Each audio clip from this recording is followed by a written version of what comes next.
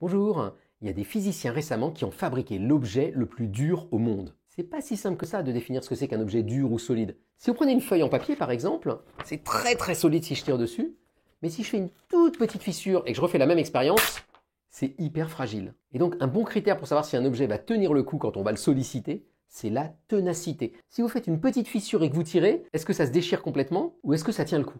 Eh bien le record du monde, vous allez voir, c'est ça. C'est un alliage de chrome, de cobalt et de nickel fabriqué par des physiciens récemment, où ils ont mélangé de façon un peu astucieuse ces éléments-là pour que le matériau soit extrêmement tenace, qui résiste aux déformations, mais qu'en même temps il soit ductile, ça veut dire qu'on puisse le déformer, qu'il soit malléable. Et quand ils ont mesuré justement les propriétés de ce matériau à basse température, ils se sont rendus compte qu'il était 5 fois plus solide que le plus solide des aciers. Record du monde. Alors comment c'est possible? C'est en fait que quand on déforme justement le matériau, quand on le sollicite, il va réagir de façon hyper astucieuse. D'abord, il a ces atomes qui vont se déplacer les uns par rapport aux autres en parallèle le long de ce qu'on appelle des dislocations. Ensuite, quand on continue à le solliciter, il y a des macles qui vont apparaître, c'est des petits défauts qu'on contrôle très bien à l'échelle nanométrique. Et puis si on continue à tordre l'objet, il se réorganise carrément.